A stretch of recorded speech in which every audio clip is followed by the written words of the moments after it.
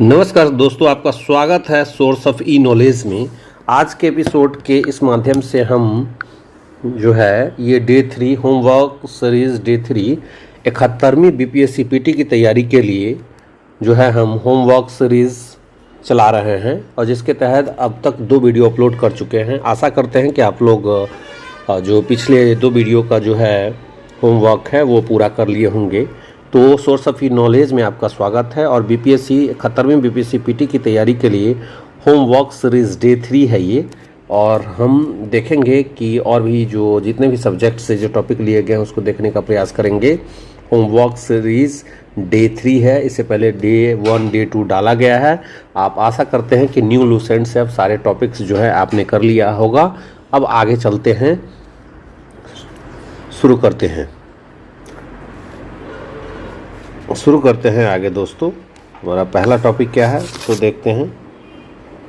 हमारा first what is the first topic, let us understand guys. हमारा first topic क्या है उसको देखते हैं, उसके बाद आगे बढ़ेंगे हम लोग। First topic, what is the first topic, this is the second topic, this is the first topic. Let us understand guys, this is the new Lucent से ये टॉपिक्स लिए जा रहे हैं दोस्तों। तो कोशिश करें आप लोग जो है इस वीडियो को पूरा देखें, है ना। देखिए, हिस्ट्री से पहला जो लिया गया है वो चैप्टर जो है, इससे पहले 2 चैप्टर्स आप कर चुके हैं। आज जो है हिस्ट्री से है। हिस्ट्री से जो टॉपिक है वो है आपका हड़प्पा सभ्यता, I mean to tell that Indus valley civilisation, जिसे हम सिंधु सभ्यता के नाम से भी जानते हैं।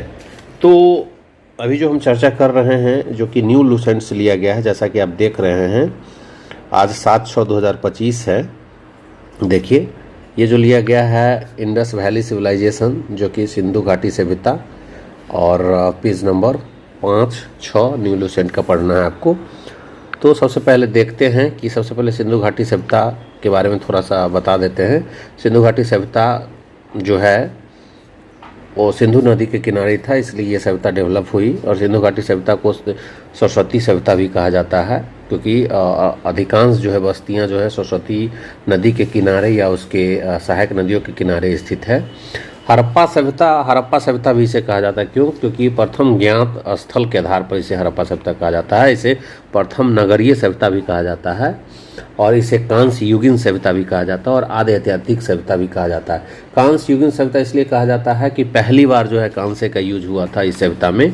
और आदि ऐतिहासिक सभ्यता इसलिए कहा जाता है कि लिपि लिखी गई है लेकिन अपठनीय है, जिसे नहीं पढ़ा गया है। जैसा कि मैंने पिछले वीडियो में आपको बताया था कि हिस्ट्री को 3 भागों में बांटा गया है, प्री हिस्ट्री, प्रोटो हिस्ट्री और हिस्ट्री। प्री हिस्ट्री का मतलब होता है जिसका कोई लिखित विवरण ना हो, जिन घटनाओं का कोई लिखित विवरण ना हो तो वो प्रागैतिहासिक काल होता है। और एक है आपका आध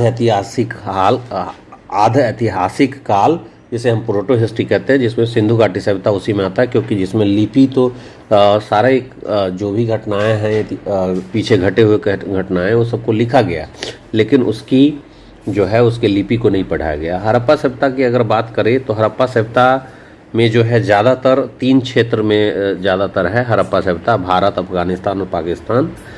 और कौन कौन राज्यों में है तो जम्मू कश्मीर, पंजाब, हरियाणा, राजस्थान, उत्तर प्रदेश, महाराष्ट्र, इन क्षेत्रों में जो है सिंधु घाटी सभ्यता थी।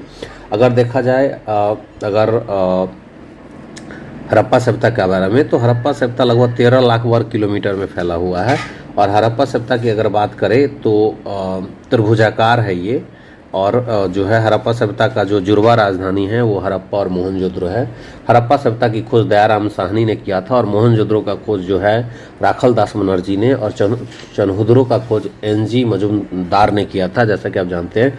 लोथल का खोज SR राव ने किया था और कालीबंगा का खोज जो है PO टेस्सीटोरी ने किया था। और बनावाली का खोज जो है RS बिष्ट ने किया था। धौलावीरा का JP जोशी और ऊपर का यज्ञदत्त शर्मा ने किया था। हम सभी जानते हैं कि हड़प्पा सभ्यता के प्रमुख स्थल और जिसके किनारे जिस नदी के किनारे जो है हड़प्पा सभ्यता के प्रमुख स्थल बसे हुए, जैसे हड़प्पा जो है कई बार एग्जाम में पूछ दिया जाता है हड़प्पा किस नदी के किनारे है, तो रावी नदी के किनारे, मोहनजोदड़ो सिंधु नदी के किनारे, और कालीबंगा जो है घग्गर नदी के किनारे जो है अवस्थित है। जैसे लोथल भोगवा नदी के किनारे रोपर जो है सतलुज नदी के किनारे, चिनाब नदी के किनारे मांडा है, दैमाबाद जो है प्रवरा नदी के किनारे, आलमगीरपुर जो है स्थल है हिंडन नदी के किनारे, सुतका गेंडोर जो है वो दास्क नदी के किनारे, भगवानपुरा जो है सरस्वती नदी के किनारे है।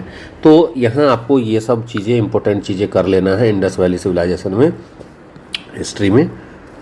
तो ये हो गया। दूसरा टॉपिक लेते हैं हम, ज्योग्राफी से लिए हैं, ज्योग्राफी से हैं, देखते हैं। तो ज्योग्राफी में हमें क्या क्या करना है वो देख लेते हैं। देखिए ज्योग्राफी में हमें करना है पृथ्वी और उसका सौर्यिक संबंध।